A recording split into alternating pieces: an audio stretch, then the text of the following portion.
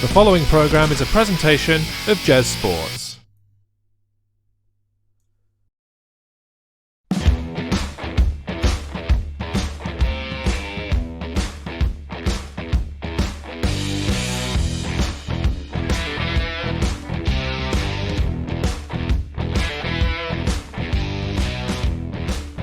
Hello again, everyone. Welcome back to the Main Event Podcast. It's episode 150 of the Main Event Podcast. We're at a milestone for what is a milestone event in our calendar. It's WrestleMania, and we'll be here splitting it up into two shows, both episode 150, part 1 and part 2, for night 1 and night 2 of the show of shows, WrestleMania Goes Hollywood.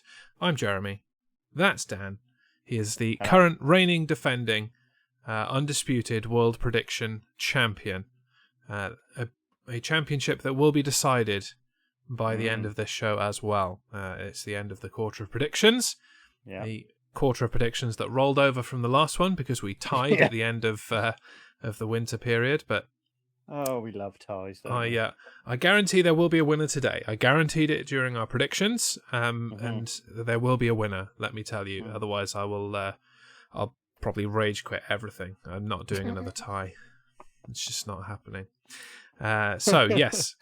On that prediction note, before we do get into WrestleMania, there is a little bit of business to take care of. So, in addition to WrestleMania, we predicted Impact X NJPW Multiverse United, something strong. It had a very long name.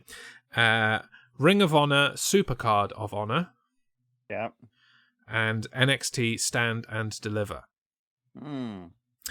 I will run through the scores for those in turn. For Impact / NJPW, I got 7. Right. You got 7. Okay then. We predicted identically apart from 2 matches, of which I got one and you got the other, so it it balanced out. So yeah, not the greatest start there. What a surprise. Ring of Honor, I got 3. You got 4. Oh. So that closes. So does that make us level pegging now then? That did make us level pegging at that point. Yes, just checking that one, because you were 1 behind me. We came into this with a score of 59 to me, 58 to you. So yes, that does tie us up. Next, NXT, which is almost spelt next. Yeah. I got 4. You got 5. Oh. So I'm 1 ahead. So you're 1 ahead now. That brings the score to date, to beginning of WrestleMania, which we're about to discuss. Yeah. 73 to me. I've actually put them in the machine. I can do that. 73 to me, and 74 to you. Oh. So I was leading pretty much the entire quarter. You've taken over just at the end, and it is still really all down to WrestleMania. It's all to play for. Yeah, it is. And these predictions are anonymous to us until the moment that we get them. We send them to a third party, so we don't know really in advance what's going on until we get the predictions back from our good buddy Mr. MJ Harmstone, who is our adjudicator, our intermediary, our Modzilla, as he likes to call himself. So there you go. Yeah. That is those shows. We'll cover a little bit of those shows in the coming weeks. We'll do like a super show of all of those, because there are some things that definitely merit discussion, good and bad, from each of those. But obviously our focus is WrestleMania.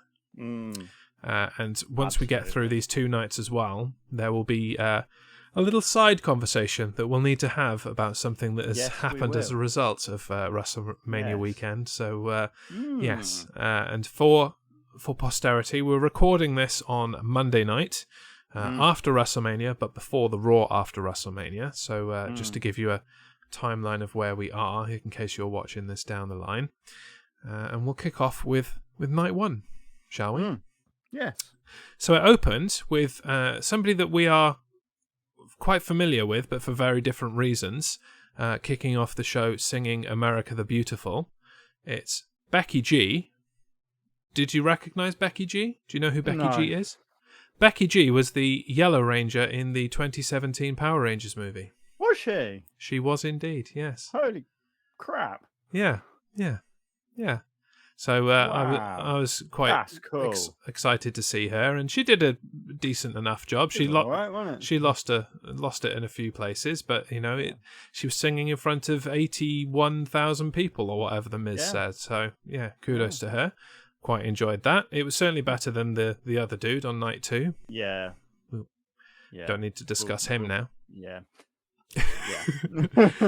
And that took us into our opening contest. It's a match that we knew was the opening contest for a number of weeks coming into this. The WWE United States Championship match. Austin Theory defending against John Cena. Austin Theory coming out on top of that one. Pros and cons, Dan, to kick us off. What did you think of it? I didn't really have much written down, purely because I thought this was very much a kicker-off match, if you know what I mean. I liked that there was a grappling start. I quite like the fact that Theory kept on biting John Cena. Yeah. That's in my pros as well. Biting Cena's ear and then biting his way out of the STF. Classic. Yeah. My mum had a pro that she preferred Theory's body over John Cena's. Of course, yeah. Yeah, of course. But apart from that, it was like, okay. It was a fairly standard Cena match, and I've got that in my cons. Is it a con, or is it just the way things are? I don't really know. But I've got it in my cons. The other con I had is that Cena is basically a nostalgia act now, and that makes me feel old. Frankly. He's almost like what The Undertaker turned into, where they kind of just roll him out for WrestleMania. Yeah, that's true. But, when The Undertaker started to go bald, it kind of suited his character. Yeah. John Cena Plus he had should long hair. Sort it out, really. He needs to get some Hims or other hair loss treatments are available. Like, you've got loads of money, mate. Sort it out. Yeah. There's no need for that. The other pros that I have basically just heel stuff. The ref being down for Theory tapping out, I quite like that. And I liked that it was a low blow to win, the ultimate heel move. Yeah. Very heely. It was fairly inevitable. I do think, having now watched the entire show, I think WWE backed themselves into a corner by saying that this was the opening match. I feel like there were a myriad of better opening match options, because the opening match certainly in WWE has become as important as the main event, really. You need to have a high quality match to kick off and a high quality match to finish. And we'll get into it as things go on, but I'm not sure that the right decisions were made in terms of opening matches and main events for the entire thing, and I feel like it could have been booked a little bit better, arranged a little bit better. I would not have kicked off with this. This is a pre-main event for me. This would have been the penultimate match of night 1. I think that would have been a good choice. But anyway, predictions.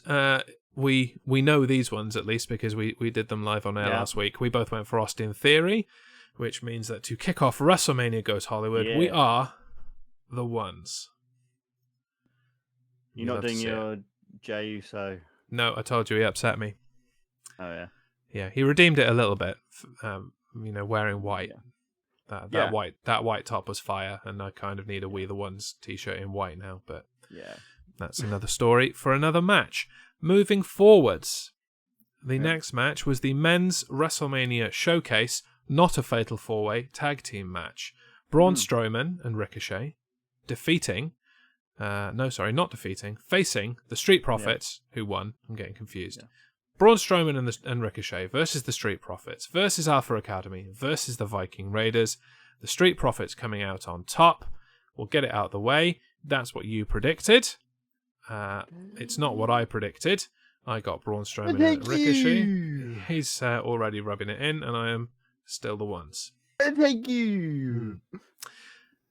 I'll kick off this one, shall I? While you rest in your smugness. Thank you. I only had one con for this one. Yep. I like this match a lot more than I was expecting, and I feel like it wasn't the letdown that I was really expecting it to be. I'm on the same wavelength as you. I kind of went into this going a bit like, oh, it's going to be one of those matches. I'm going to go get a drink, that sort of thing. Yeah, but no, I enjoyed it. And my only gripe is the gripe that I always have. I'm going to get on my soapbox again. Ladies and gentlemen of the WWE, this was not a Fatal 4-Way Tag Team match. No. And not only was it not a Fatal 4-Way Tag Team match, you made it even worse and kind of rubbed it in my face by having Fatal 4-Way matches on SmackDown to demonstrate what a Fatal 4-Way match is, and then not have a Fatal 4-Way match on the pay-per-view. Once again, this was a 4 corners tag team match because you had people tag in and out. A Fatal 4-Way tag team match would have been them all in the ring at the same time, like you had for a period, and was pretty damn cool. So maybe, just maybe, sort yourselves out. Finally. Will you? No. Will I say this again in a month or so? Yes. And I'll keep saying it until you get it right. See what's happened? Triple H is backstage going, we got this guy on podcast who thinks he knows how to do it, so just to annoy him, we're gonna do it this way. Mm-hmm. That's a pretty good Triple H impression. Apart from the nose, you gotta get a bit of the nose in there. Yeah, that was pretty good. I'll give you that. And we know that Triple H is a big fan of the Main Event podcast, so it wouldn't surprise me. Absolutely. That he's just trying to wind me up. He's well known for that. He's a prankster, his old trips. I do have several pros, so that gripe aside, I enjoyed the match. I like the speed of the big men in this match. It seemed like every single one of the big guys was super speedy and really an example of what the big man should be in WWE at the moment. Looking at you, Omos. I enjoyed the Chad Gable rolling German suplex. I can't remember who that was to, but it was one of the big dudes. Was it to Dawkins? Or was it to Strowman?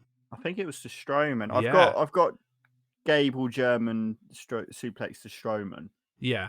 So that would be the one. Like, what the hell? It was pretty impressive. So I must have been to Strowman. I seem to remember it being to Strowman now. That was cool. Yeah. In this match, we also had a unique twist on that big kind of stack suplex that you always get in matches like this. Yeah, slightly different because you had it come out from the corner a little bit more, and it was pretty cool. A bit more strength involved in that. I literally had that in my notes, just saying big suplex thing. Yeah. And finally, I liked that Dawkins crashed, derailed, whatever you want to call it, the Strowman Express, just completely shut him down. Choo-choo, off you go. It's like Henry and the Flying Kipper, if you remember from your Thomas the Tank Engine when you were a kid. I remember Thomas the Tank Engine, but I probably can't remember the Kipper. Yeah, Henry crashing in the snow. It's great. Oh, okay. Best episode, in my opinion, of Thomas the Tank Engine. Many Thomas the Tank Engine fans out there, I'm sure you will agree. Anyway, the Express was derailed, and I enjoyed it. Anything to add? The only thing I got was like Ricochet doing the shooting star press from the top rope to the outside. He got some height on that one. A bit too much height. Yes, it was very impressive. Yeah, he just did it a bit too much. Yeah. And then the other thing that kind of made me laugh was everyone was jumping off the top ropes. Everyone missed, apart from Braun Strowman. It just kind of made me laugh. Yeah, when Braun Strowman is the shining example of top rope maneuvers, you probably need to take a good hard look at yourself, don't you? But there you go. Yeah. Fair enough. We've done the predictions on this one, so we are ready to move on to our next contest. But pleasantly surprised with that one. Thank you very much for entertaining, I would say. Next, Seth freaking Rollins versus Logan Paul. I will go out on a limb and say that I have 0 cons for this match. It's all pro as far as I'm concerned. I have one. I don't know whether it's a con, but is it the prime drink dude? Oh, what, KSI? Mm. No, that's not. It was that Michael Cole called Logan Paul a boxing veteran. I mean, like, no, he's not. Yeah, okay. I mean, Michael Cole says a lot of things. You can't really take anything he says seriously. I know, but I was just like, shut up, Michael. That's kind of on you for listening to Michael Cole. I'd blame you for that more than Michael Cole, personally. Yeah, but I'm still just putting it there. Yeah, he's been getting things wrong since like 2003. You need to just accept it and move on. Yeah. And he's nearly at 30 years. Yes, indeed. And, he's talking about potentially retiring soon. I'm like, oh, okay, cool. Wow. Go for it. Pros, then. What did you like? I like the fact that they kind of had it like they were evenly matched. They were quite even. And I loved, and it sounds really bad, I'm saying this about the guy who was above my head. I loved that Logan Paul was just embracing the fact that people hated him. Yeah, it's about time. Like, he's a heel. That's what he needs to be. And I'm just like, that's how it should be. Brilliant. Yeah, and this is a conversation that I had with the missus while I was watching this. I'm like, okay, so Logan Paul fully embracing his heel role here now in WWE, which is great because he is a generally unlikable person. He is a smarmy, slimy, horrible person, and so therefore you naturally want to dislike him. So it begs the question, how on earth does he have so many followers and people that actually like him, like on his YouTube channel and stuff, outside of wrestling? Because he is the same person in WWE as he is elsewhere. He is outside, yeah. So I don't get it. What is his appeal? Why do people like him? Because people like to see controversy.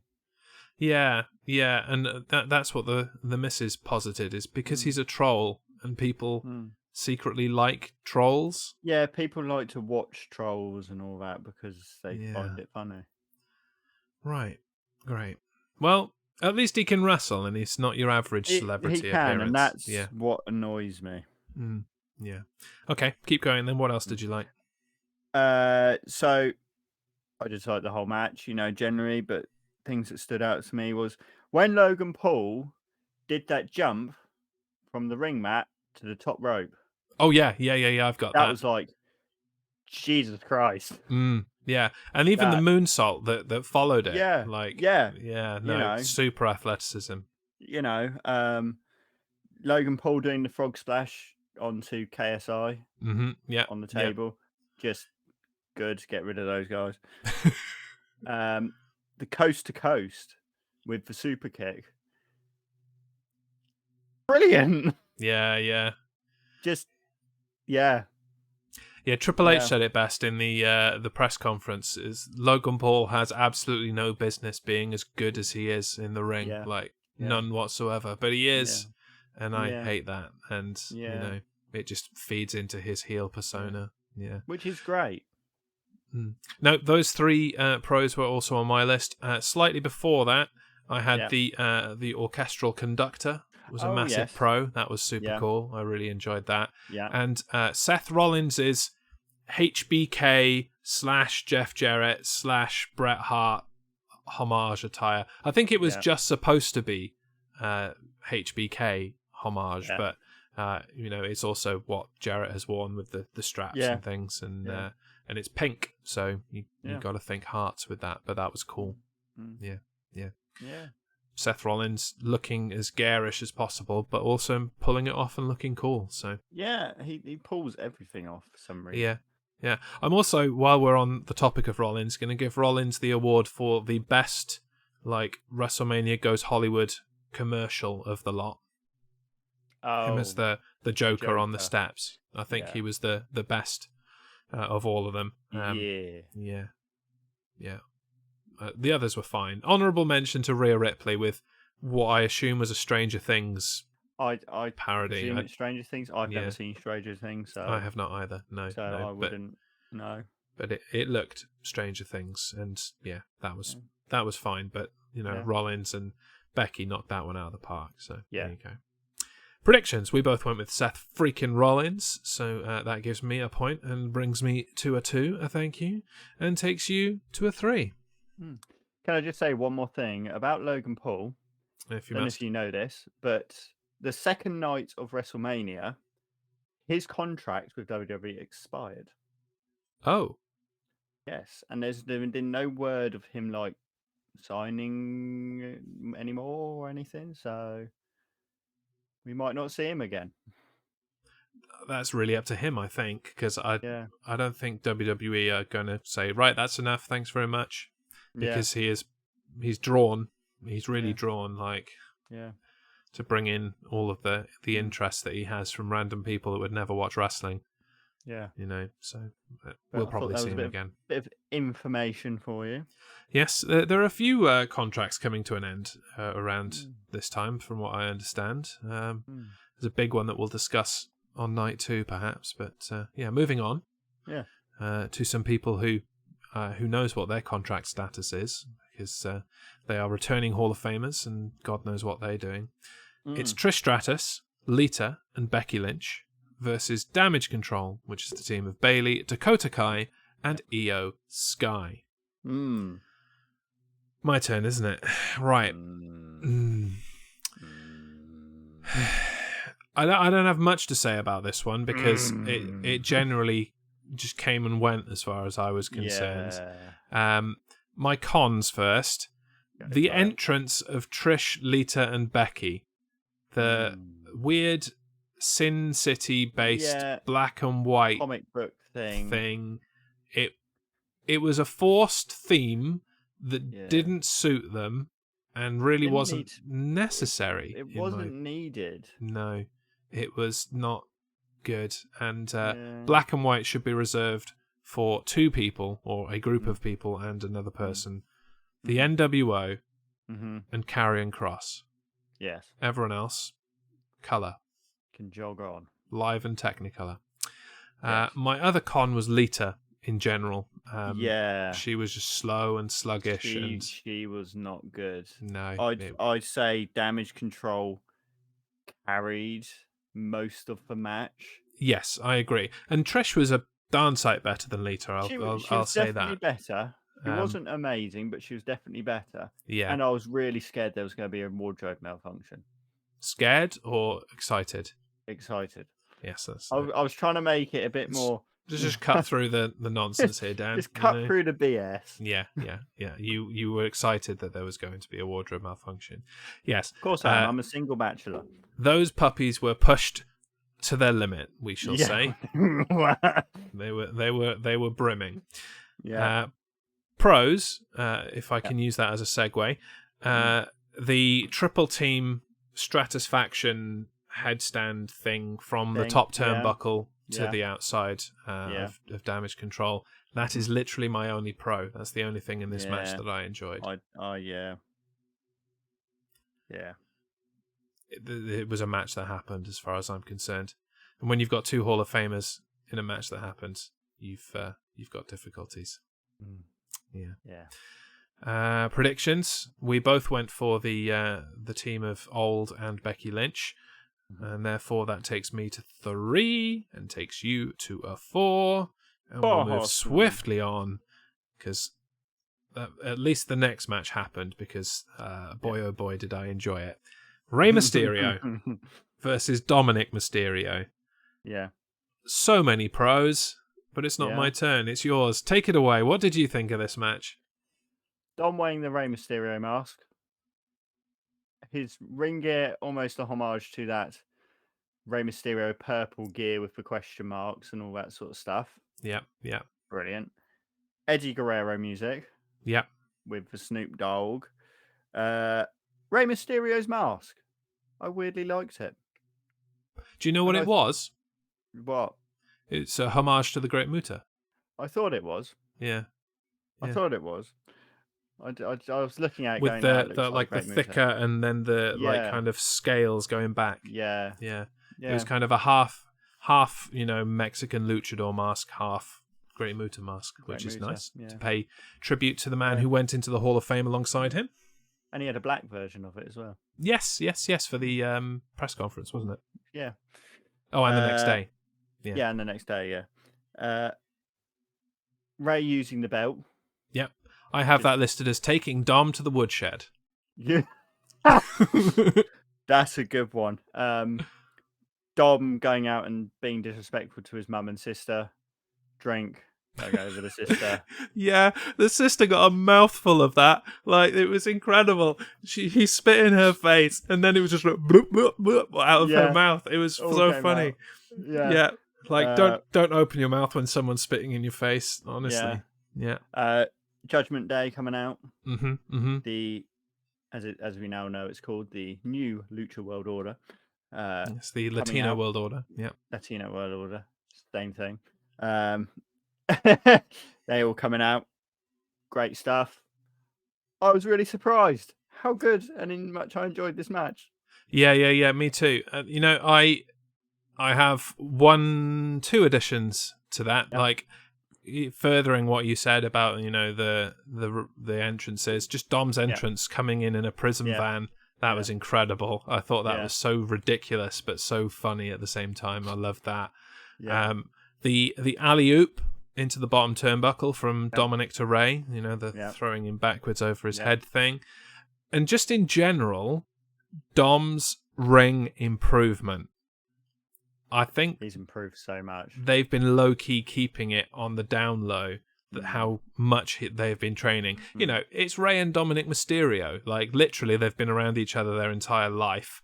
So they've probably practiced this on and off for Dom's entire life. They've had the spots planned forever. But that said, I did have a couple of cons. Go on then. Well, they're kind of nitpicks, really, I suppose. Yeah. No actual pyro for Rey Mysterio's entrance. No. It was just sound. Speakered noise. Yeah. And he had it the next day, so what gives, man? Perhaps they couldn't afford it over 2 nights. They did have to pay for Cody's pyro after all, so yeah. Yeah. And Roman Reigns' pyro. Yeah, that's true. Roman Reigns and Cody's pyro. Like, they had a sale to push through that could have ruined everything if they'd have given Rey Mysterio pyro. Okay, fine. The next one is probably fairly obvious. The Cinemoji tie-in. It kind of just took away from the seriousness of the match for me, and it was not the only tie-in that I was like, why are you doing this, you massive sellouts? But this one was the worst in my opinion.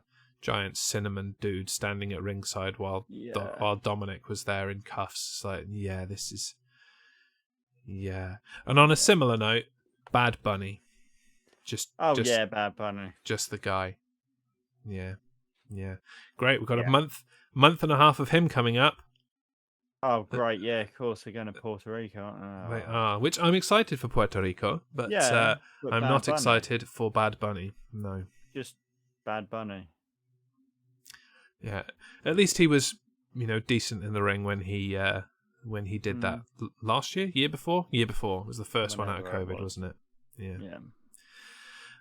Predictions. We went for Rey Mysterio apiece, which takes me to 4 and makes you a 5-time prediction corrector person. The refresh rate on your new webcam is not good, and that was just like the Flash phasing then, just blur. I am the Flash. Next up, not the main event, SmackDown Women's Championship, Charlotte Flair versus Rhea Ripley.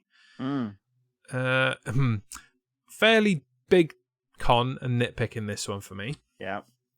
They kicked off this by saying, this is the first WrestleMania match in which everyone involved is a woman. The women are women, the referee is a woman, and the ring announcer's a woman.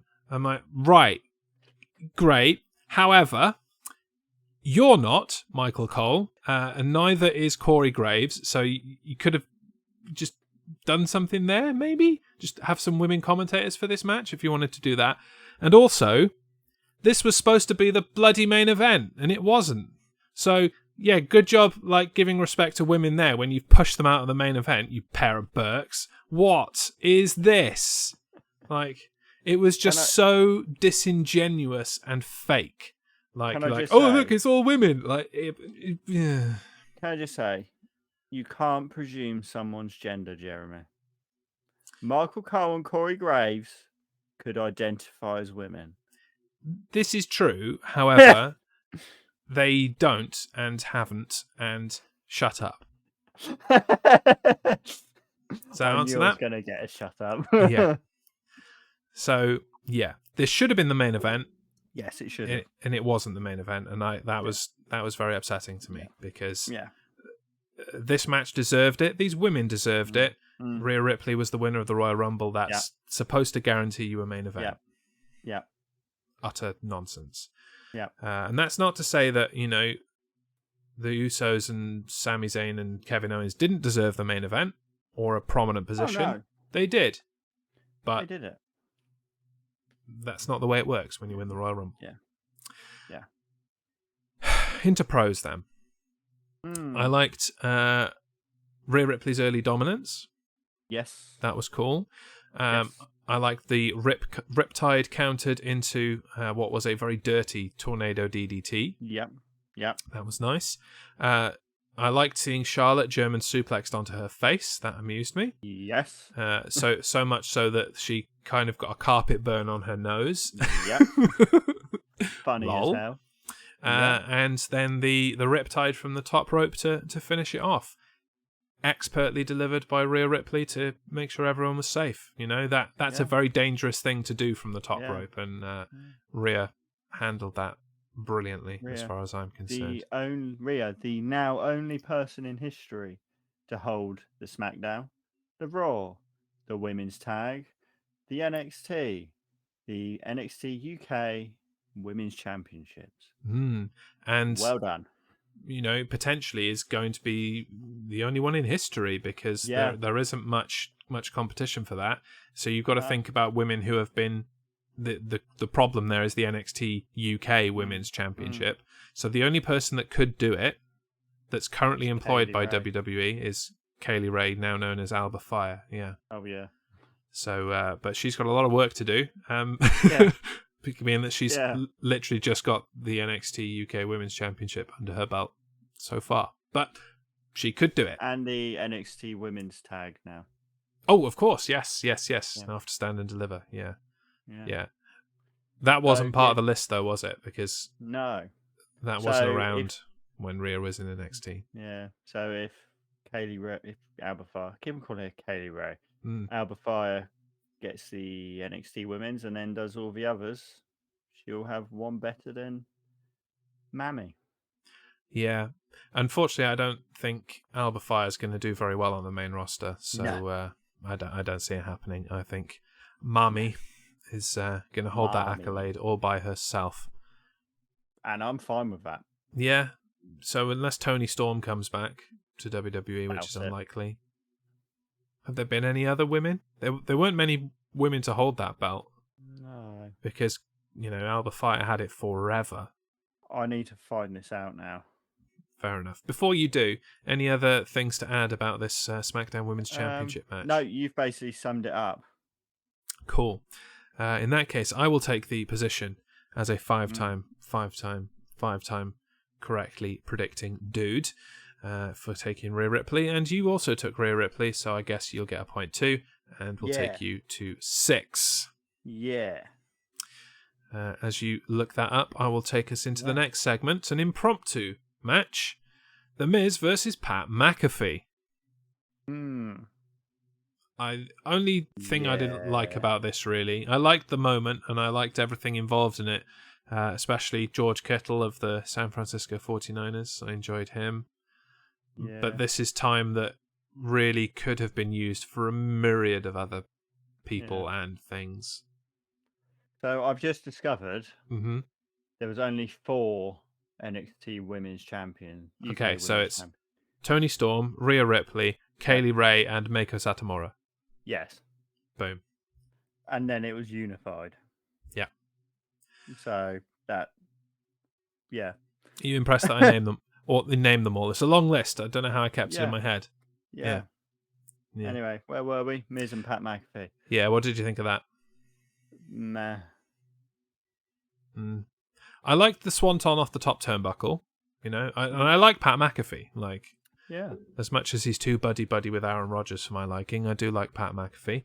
And I liked Michael Cole and Corey Graves, commentary throughout all of this and getting like really agitated at each other, as Michael Cole was Pat McAfee's biggest fan and Corey Graves was his biggest detractor, and that just clashing for the entire time. That was a lot of fun.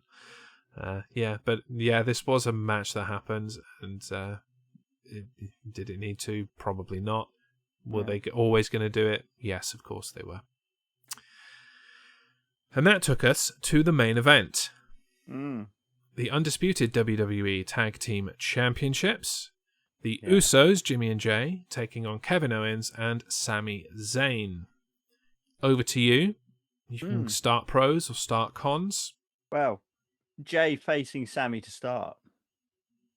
That was a good way to start, I thought. You know what I mean? Yeah. Then the way they kept Sami away from Kevin. I like the way they do that. That's really good. Cutting the ring in half, that's what they say. Yep. And then once Kevin Owens is tagged in, just him going absolutely nuts. And just going for it. Just love it.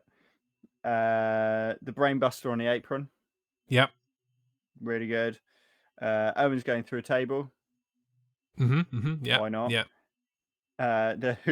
When they did the haluva kick and the cannonball. Yeah. Yeah, it looked a bit clunky, but it was fun. Yeah. And it's the way Kevin Owens kept on shouting at Sami going, "Do it! Do it!" And then I liked how to finish. He did 3 haluva kicks. Yeah, just in case, you really need to be hammered home, went with 3 haluva kicks. Yeah. You'd really know that getting booted in the face can hurt. Yeah, although, to segue into cons, he missed the last haluva kick, the third. Yeah, there was that. He just kicked the air. Yeah. Yeah. Before I hand back to you for cons, I like the Usos' white attire. I mentioned that earlier. That was nice. Yeah. I liked Sami Zayn using the Uso splash and then throwing up a 1. Or throwing up a 1 before doing it even. Yeah, as you said, the double choke slam through the table to Kevin Owens. And Jay grabbing Sami Zayn by the beard, slapping him around and just shouting, "You should never have left the bloodline, brah. You should never have left the bloodline, brah." And just keep slapping the dude. That was pretty cool. Yeah. What didn't you like? To be honest, there wasn't really anything I didn't like. Okay. You obviously weren't paying attention at the beginning. Must have gone to get a drink then. The rapper dude, Lil Uzi I forgot about him. I've glossed over that. Yeah. Pull up your trousers, mate. Like, what do you think this is? I'm more thinking about his hair. This is WrestleMania. Like, pull up your trousers, you ruffian. What is wrong with you? Unbelievable behaviour. Jay missed the Uso splash. Yeah. Like, when they did that double Uso splash, Jay just basically planted the mat. I'm like, right, yeah, cool. And as we said, the missed haluva kick to finish. But other than that, yes, it was a great match. A lot of fun. Should it have been the main event? I don't think so. No. I think this should have kicked off the show. Yeah, I get all the hype that Sami Zayn has got at the moment. But Rhea Ripley should have had that main event moment. I completely agree. And we'll pick this up again when we get to the main event of night 2. But I personally would have kicked off WrestleMania night 1 with this. Yeah. Imagine the energy that they'd have carried through if you'd have started with this one. They would have been fire. So, yeah. So there you go. We both went with Kevin Owens and Sami Zayn for the win in this one. So it takes me to 6 and you to 7 to conclude night 1. We're going to keep rolling into night 2 with the same numbers. So we'll get to who won the whole damn thing when the whole damn thing is over. But we are going to rate each of the shows individually. So here we go for night 1 of WrestleMania 39. And I ask you, Dan, on this Monday evening as we record, to give me a score out of 5 prime drinks and cinnamon people. Well, I have to say, I enjoyed it. I enjoyed night one, so I'm going to give it 3.75. Ooh, that's lower than I was expecting. That is lower than I was expecting. I've been debating with a 4. I'm going to go with 4. You know, it wasn't a perfect show by any means. No. There was a lot that could have been cut, and the order was a bit all over the place. So it wasn't perfect, but it was a thoroughly enjoyable show. It was one of the best, WrestleManias in memory. If you were to just look at it as this one night, because a lot of them were just one night. If you held it up against a lot of those, it's top 5 for me, easily. I don't think it's as good as last year's night one. Personally, that was pretty fire, but it comes close. So I think 4 is reasonable. 4 is a very good show, but with room for some improvement as far as I'm concerned. Lovely. And we will be back very shortly for night 2 of WrestleMania. So thank you very much for joining us for night 1. It may be that you've had enough now. You're like, no, night 1's where it's at. I won't be back for night 2. So if that's you, thanks for joining us. We'll see you next time. But otherwise, we'll see you very shortly as we roll into night 2 of WrestleMania. Until then, I've been Jeremy. I've been Dan. This is the Main Event Podcast. Bye-bye. Bye.